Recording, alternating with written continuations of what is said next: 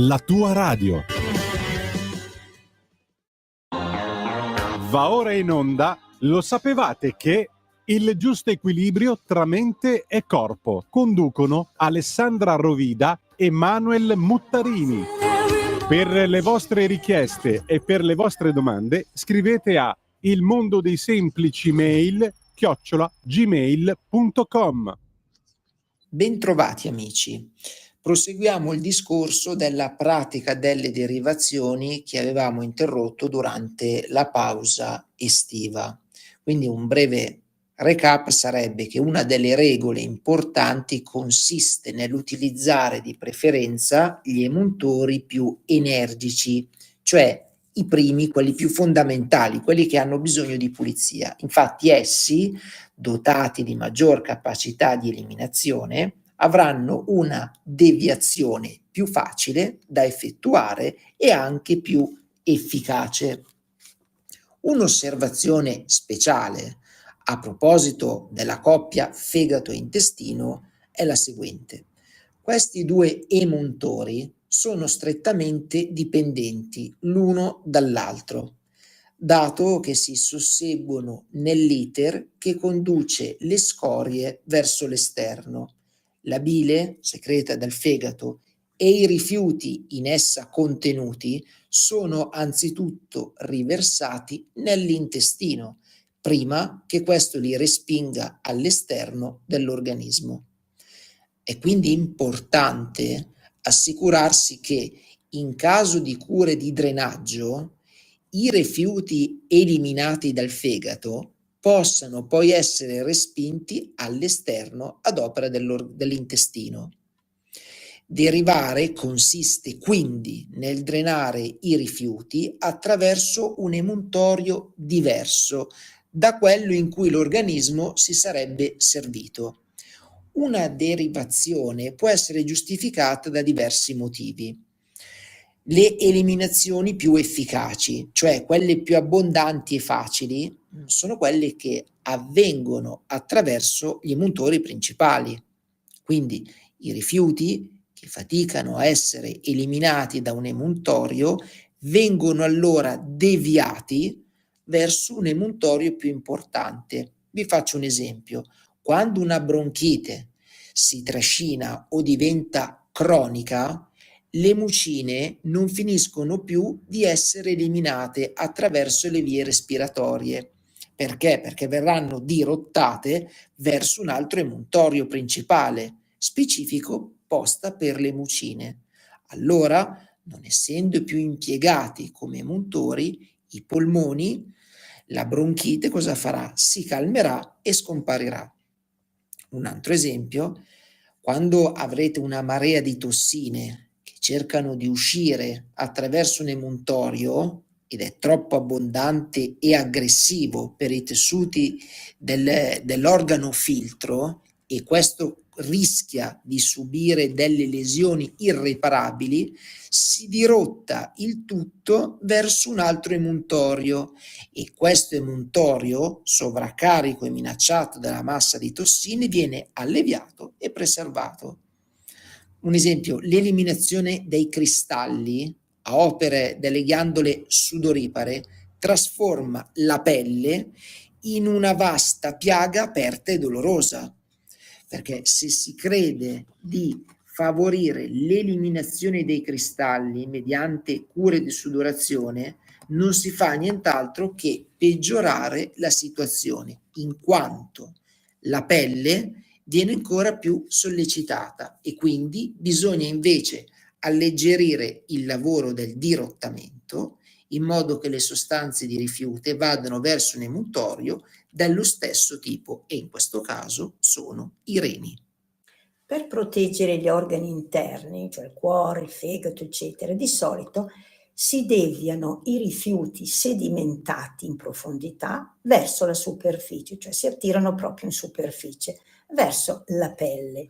Questo emuntorio presenta il vantaggio di essere porta d'uscita doppia, quindi emuntorio per mucine attraverso le ghiandole sebacee ed emuntorio per cristalli attraverso le ghiandole sudoripare.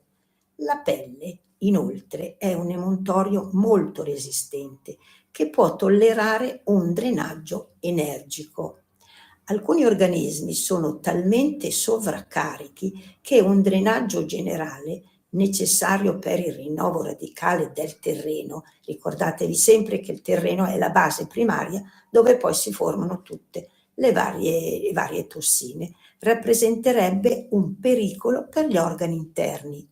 E per effettuare, nonostante tutto, l'espulsione delle sostanze di rifiuto, si dovrà sollecitare anzitutto l'emuntorio cutaneo.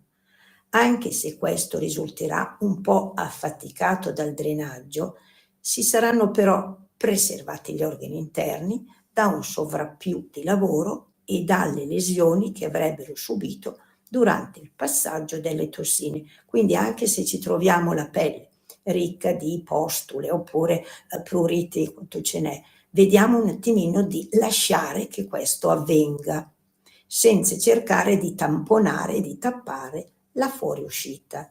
Nei casi d'urgenza e per dar rapido sollievo all'organismo si può creare un emuntorio artificiale verso il quale sarà convogliato l'eccesso di tossine. E sto parlando appunto di quello che potrebbero essere la riflessologia, la cromoterapia, tutti i mezzi che abbiamo a disposizione nei centri appunto olistici, dove l'operatore appunto deve sapere e capire quali sono gli organi che sono più affaticati e che non sono magari in grado di far fuoriuscire le tossine. Quindi con la riflessologia, la cromoterapia, ma anche i cataplasmi di argilla o le foglie di cavolo, tutto questo permette appunto di poter eliminare le varie tossine che noi ci troviamo addosso. Ricordatevi sempre che le mucine, che sono nient'altro che in gergo popolare vengono chiamati muchi, non devono essere alimentati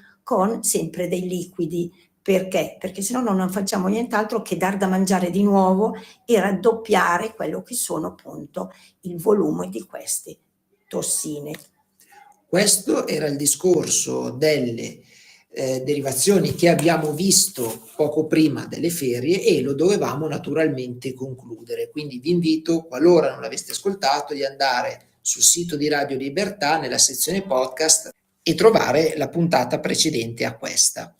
Nella prossima puntata invece andremo a parlare di quelle che sono le disincrostazioni delle scorie profonde. Perché? Perché quelle che abbiamo parlato oggi riguardano degli emuntori che sono sovraccarichi, quindi immaginatevi un macchinario che per evitare che questo vada in tilt dobbiamo cercare di sostituirlo per preservarlo. Ma però esistono anche dei macchinari e quindi degli emuntori che hanno proprio delle scorie circolanti e sono proprio delle scorie depositate e quindi fanno fatica ad essere rimosse. Questo lo andremo a affrontare nella prossima puntata. Grazie per essere rimasti con noi e alla prossima. Per le vostre richieste e per le vostre domande scrivete a ilmondodeisemplicimail@gmail.com.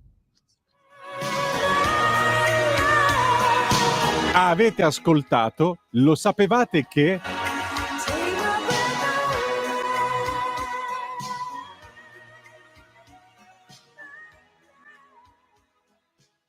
Omar dropped it.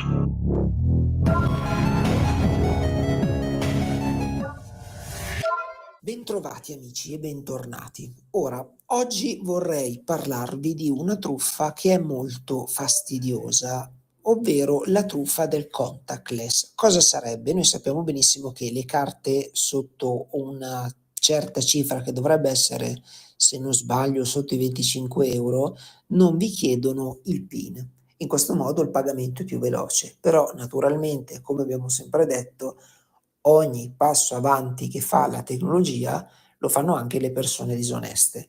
Quindi oggi vi spiego come avviene questa truffa. Voi magari siete in treno, magari siete sulla metropolitana, insomma in luoghi molto affollati, il malfattore, diciamo, tiene nella sua tasca un POS portatile. Normalmente utilizzano, per farvi un esempio, il SAMAP, che molti commercianti conoscono. digita l'importo sul telefono che vuole prelevarvi, naturalmente sotto i 25 euro, vi cammina vicino e in automatico verrà effettuato il pagamento. Questo è un metodo molto scomodo, certamente alcune banche magari riescono a restituirvi questo, ma voi immaginatevi nel giro di pochissimo tempo quanti soldi riesce a prelevare. Se fa questa cosa 10 persone prelevando 10 euro, sono già 100 euro e non è assolutamente poco. Ora, c'è un metodo per proteggersi? Assolutamente sì, ovvero quello di togliere la funzione contactless in modo tale che questa cosa non può avvenire. Seconda cosa, attivare le notifiche SMS per ogni prelievo che viene effettuato. Terza cosa, munirsi di o portacarte oppure, una cosa ancora migliore, qualora voi viaggiate spesso e avete nello zaino i vostri documenti, prendervi dei portadocumenti o degli zaini schermati. La schermatura, in poche parole, è una protezione maggiore che il malfattore non sa che voi avete e questo fa in modo che non riesce a effettuare questa tipologia di furto. Purtroppo, ripeto, oggi c'è da prestare molta attenzione sia nei luoghi affollati che in quelle che possono essere le metropolitane, però bastano questi piccoli accorgimenti per essere sicuri. Quindi ripeto, se voi volete vedere innanzitutto come avviene questo, basta andare su YouTube e scrivere truffa contactless e vedrete un video di un ragazzo che effettua questo esperimento. Naturalmente è un esperimento, quindi una volta che è terminato va dalla vittima e gli dice guardi che era un esperimento e gli restituisci i soldi. Però questo per farvi vedere, farvi capire quanto in pochissimo tempo riescano a prelevarvi sotto i 25 euro.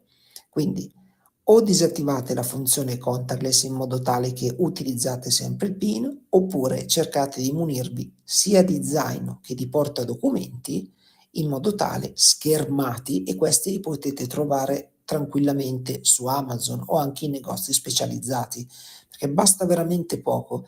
Ripeto, alcune banche comunque riescono a rimborsarvi magari delle cifre piccole, però 10 euro oggi, 10 euro domani è veramente antipatica la cosa, senza contare che magari possono clonare anche le carte, quindi cerchiamo sempre di agire prima di essere poi in situazioni spiacevoli. Quindi mi raccomando, prestate attenzione. Grazie per essere rimasti con noi. L'appuntamento, come sempre, è per la settimana prossima. Omar dropped it.